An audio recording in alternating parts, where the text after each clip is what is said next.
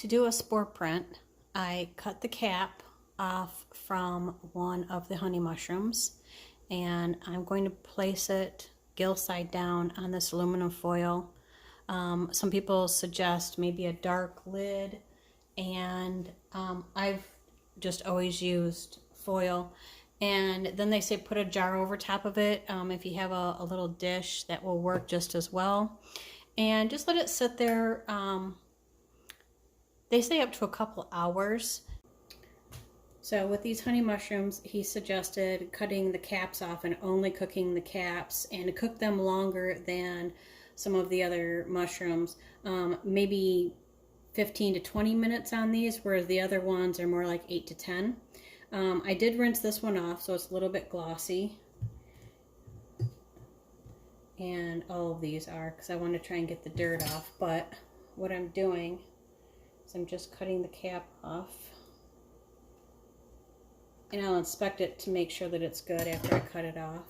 That seems to be pretty good. Like this one, the stem is it's a little bit brown. So I'll probably cut the stem out. This one was partially eaten by some bug anyway, probably a slug. This one has some dirt on it. I'm going to rinse it off real quick. And another thing that he said to look for are little teeny tiny hairs on the top of it, especially in the middle. And this one right here is probably a good example. I don't know how well you're going to be able to see those little teeny tiny hairs, but I'll insert the photo to show you the little teeny tiny hairs. They're almost microscopic. You can kind of feel it a little bit on the top. It feels a little bit gritty or sandy. Of course, there is some dirt on there as well, but. And then I'm going to rinse off the cap, and I'm going to put it in the colander over here, right here.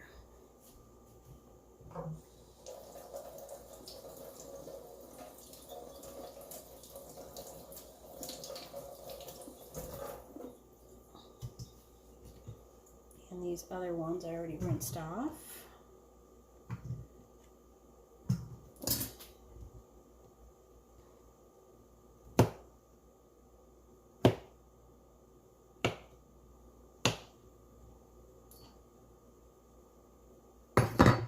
Yeah, see, this is showing some rot, so I'm not going to use that part.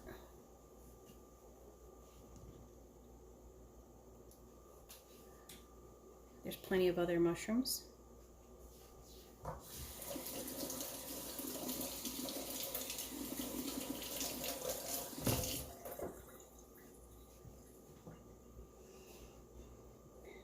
Now, a couple of the identifying keys that he had suggested is that honey mushrooms are one of the bigger mushrooms. As you can see, these are easily 6+ inches tall, and they grow in a tight cluster. And these are a little bit lighter. There are different colors. And it's called the honey mushroom due to its color, not the taste of it, he said. Again, I've never tried these, but I'm excited to try them because they're supposed to be a choice edible mushroom. Now, he did say, as with, you know, any wild mushroom that you haven't tried, always eat a little bit of it at a time. Don't eat too much at once, because any mushroom can cause little stomach issues, and in order to avoid that, you know, just try a little bit at a time. Let your body get used to it, and you know, the more you become familiar with it, the more your body becomes familiar with it, then you should be fine to eat more. Just a little at a time. You don't find these very often anyway, so there's no sense in eating them all at once.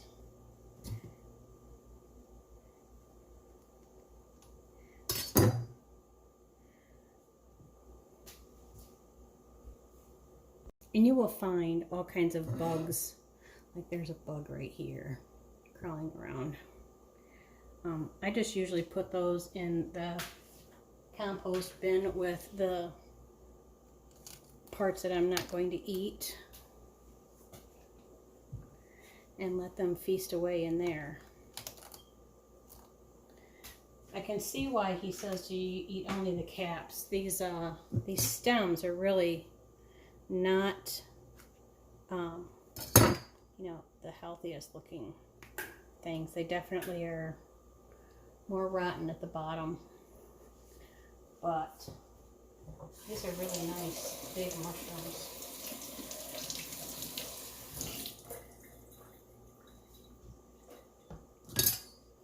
I'm also, aside from the identification and what he has said about only eating the caps and how long to cook them for, and like with the maitake, he suggests butter and garlic and also onion, and I hadn't thought about that, but onions are always good with everything, in my opinion, especially cooked onions.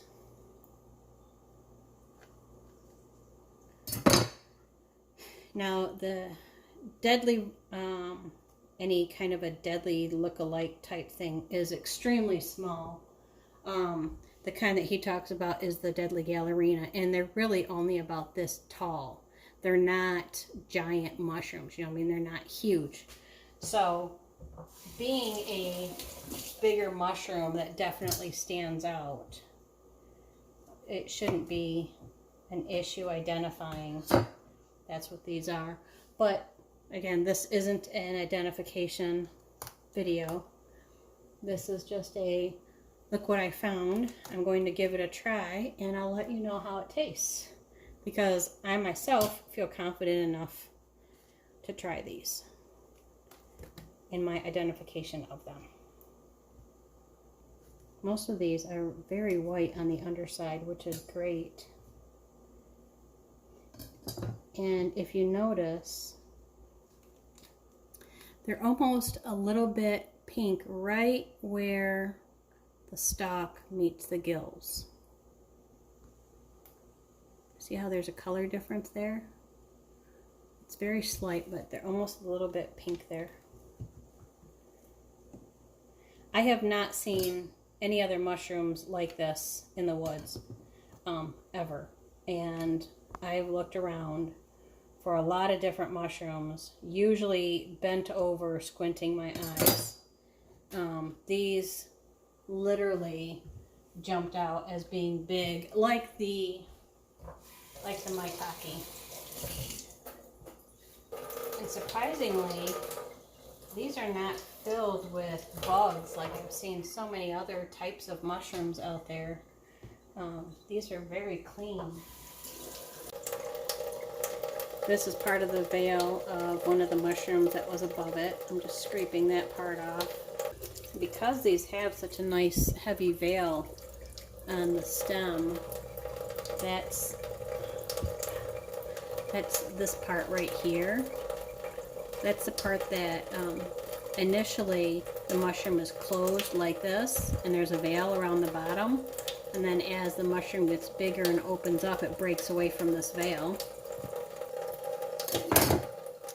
See, that one's nice and clean. That's a good mushroom.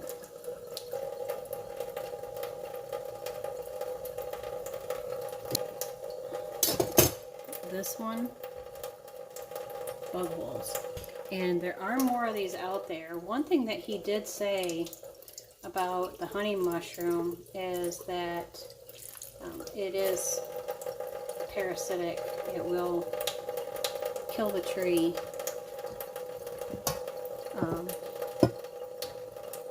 And while it's not good for the tree, it's very good for people.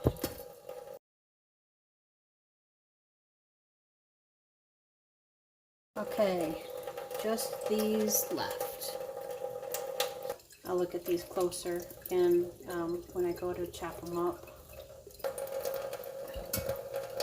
And again, that one's nice and white on the inside also.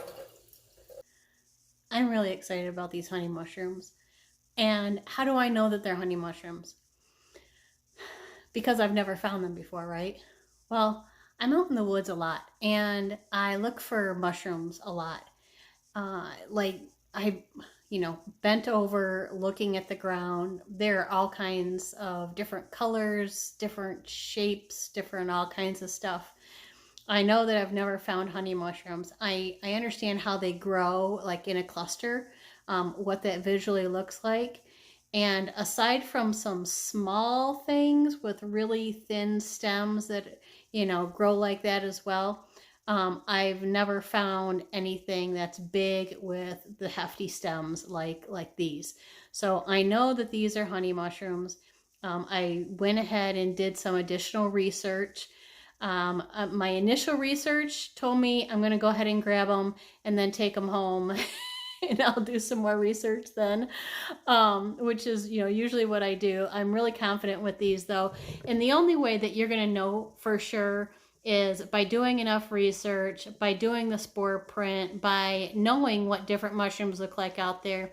For instance, when I saw that he was comparing this to the deadly Gallerina, I have found the deadly Gallerina plenty of times. I think it's a really pretty mushroom. I really like how the gills are on the underside, but this is definitely not that. Those things are small, and they're just not.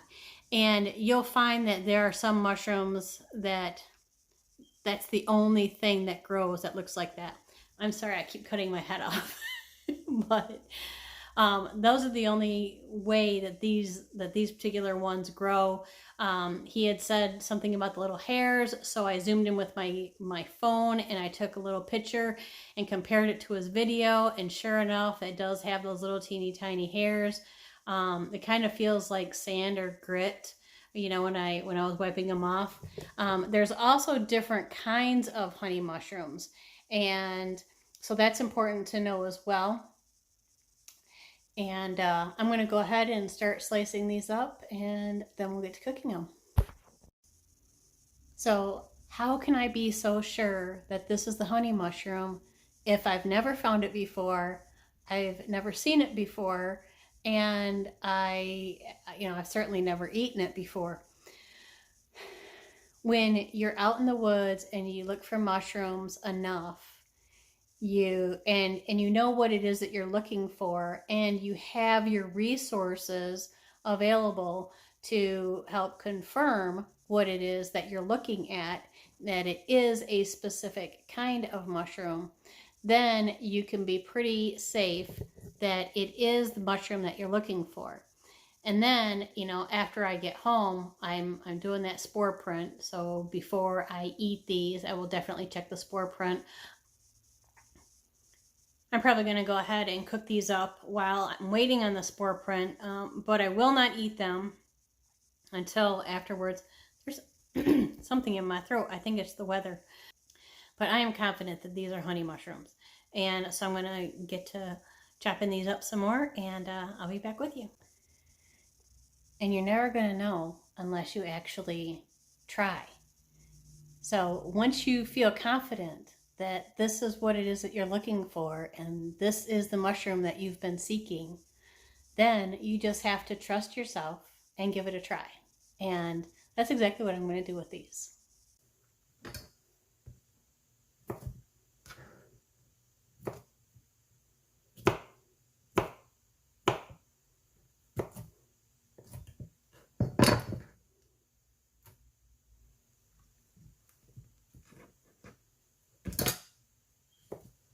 Now when I cut these in half, I'm looking to see, if you look right there, you can see some little bugs and a worm.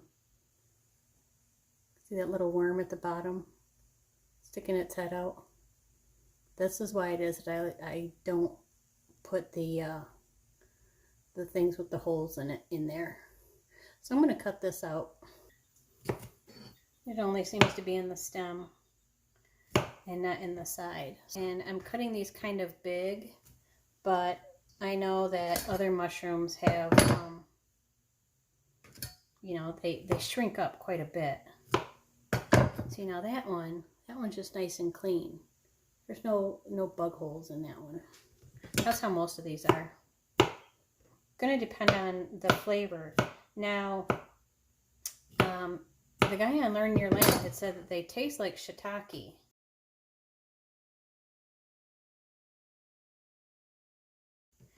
So I believe that is a richer, earthier flavored mushroom. I believe I've had shiitake before in something, or I've looked up what it tastes like. That's another thing you can do is to know if it's something that you want to try.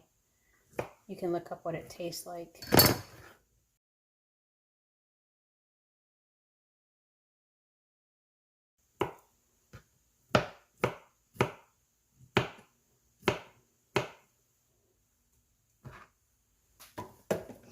Now, it's not going to hurt you to eat the bugs and the worms. You know, you can just consider it a little extra protein.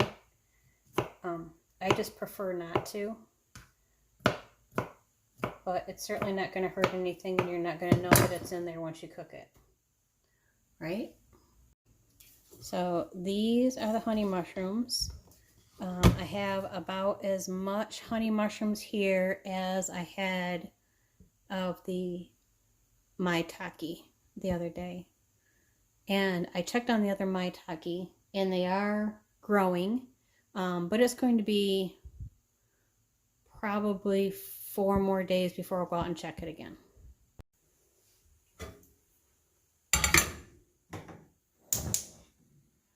Turn that on low.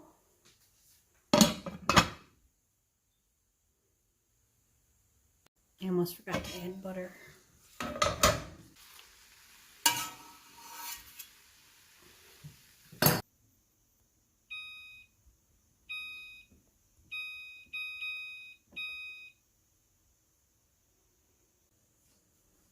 It's about halfway through.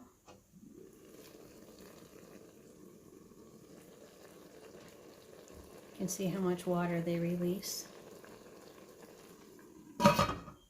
We'll let those continue.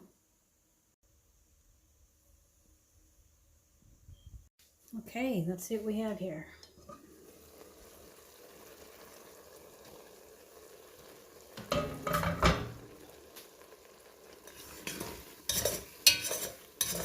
A couple of them are stuck on the bottom because I didn't touch this. I literally just put them in there, put the butter on it like you saw, and left it. And this is what we have. And I'm going to put some garlic in here.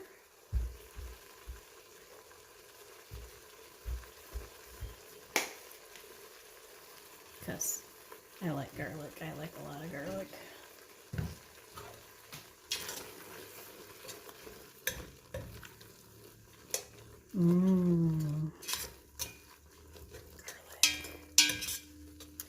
And I haven't decided exactly what to do with these because I don't know what they taste like, right?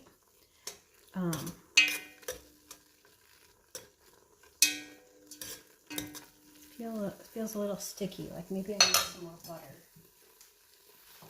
I didn't put a lot of butter in there. Maybe it needs a little bit more.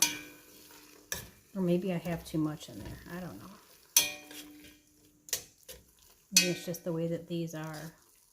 They're a little...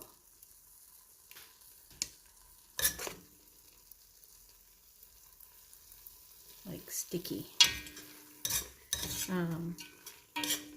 Yeah. Oh, can you see the... See how it just pulls, like with the... almost a sliminess to it. Turn these off.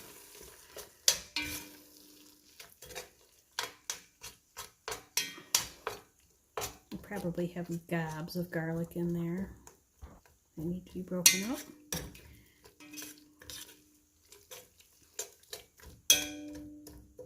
Maybe I should put some water in there.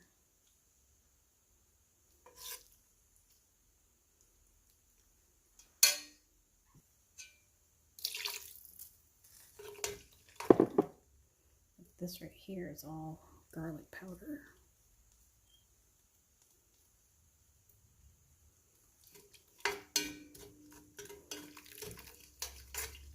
Probably should have put the garlic in there when it was cooking. A little bit of water seems to be helping the garlic dissolve.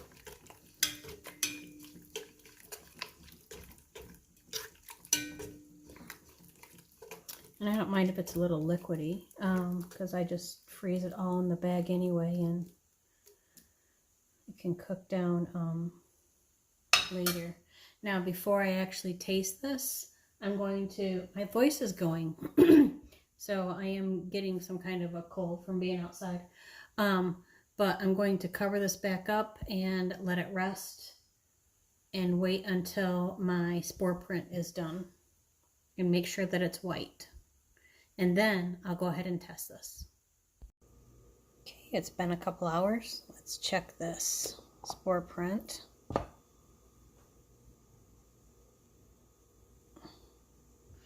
like a lot of moisture.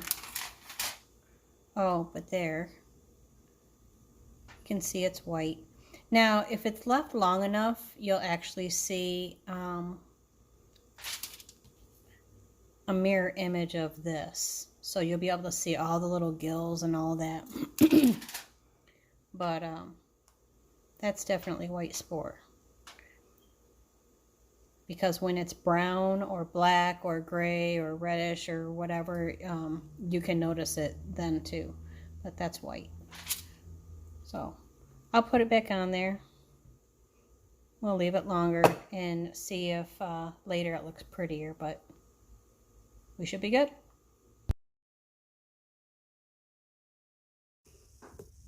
Okay, let's give these a try. Let's give these a try.